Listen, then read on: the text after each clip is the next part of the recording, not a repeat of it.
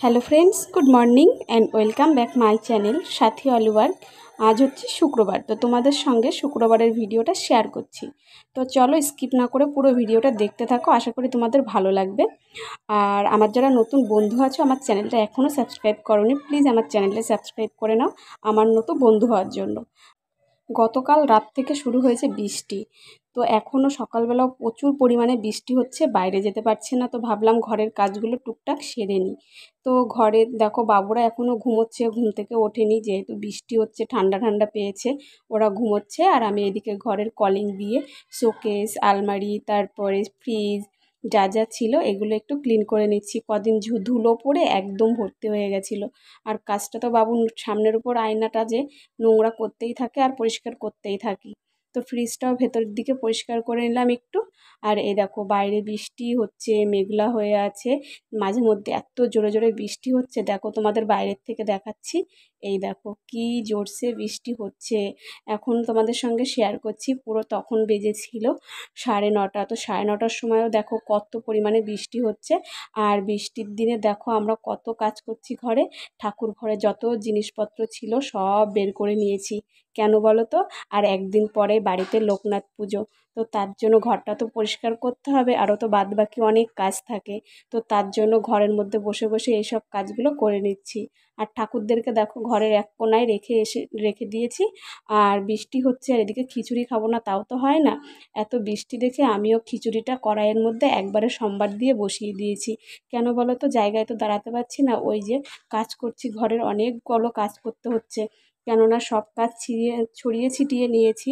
এদিকে রান্নাটাও করতে হচ্ছে, আবার এদিকে কাজও করতে হচ্ছে। তো রান্না করে নিলাম খিচুড়ি আর বেগুন ভাজা, সকালে করে নিলাম।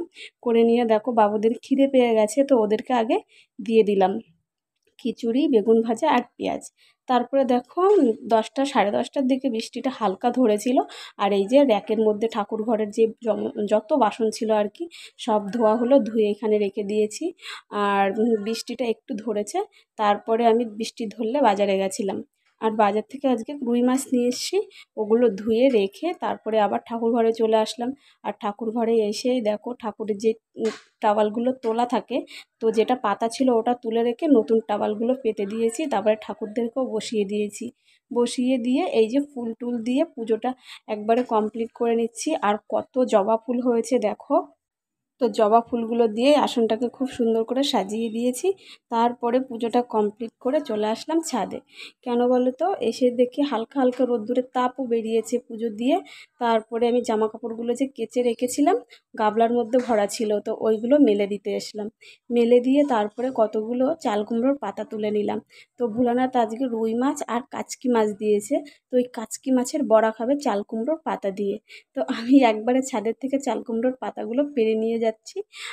চাল কুমড়োর পাতা দিয়ে ওই পেঁয়াজ রসুন সব কিছু মশলা ম্যারিনেট করে চাল কুমড়োর পাতা দিয়ে বড়া ভোলানাথ খুব ভালো খায়, তো তার জন্য আমি একবারে পেড়ে নিয়ে আসলাম।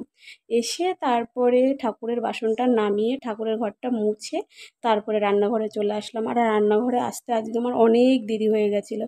ওই যে অতগুলো কাজ করলাম, কাজটা সেরে গুছিয়ে রেখে আসতে অনেকটা দেরি হয়ে গেছিলো রান্নাঘরে আসতে। তো রান্নাঘরে আসতে যেহেতু দেরি হয়ে গেছে, আজকে আর বেশি কিছু করছি না। ওই যে রুই মাছের ঝোল করলাম, আর এই যে কাচকি মাছের বড়া করছি পাতা দিয়ে, এদিক ওদিক করে ঢেকে দিয়ে উল্টিয়ে পরে আরেকটা পাতা দিয়ে ঢেকে তারপরে এই যে তেলের মধ্যে দিয়ে এরকম ভাজা ভাজা করতে হবে। এটা ভোলানাথের খুবই প্রিয় খাবার।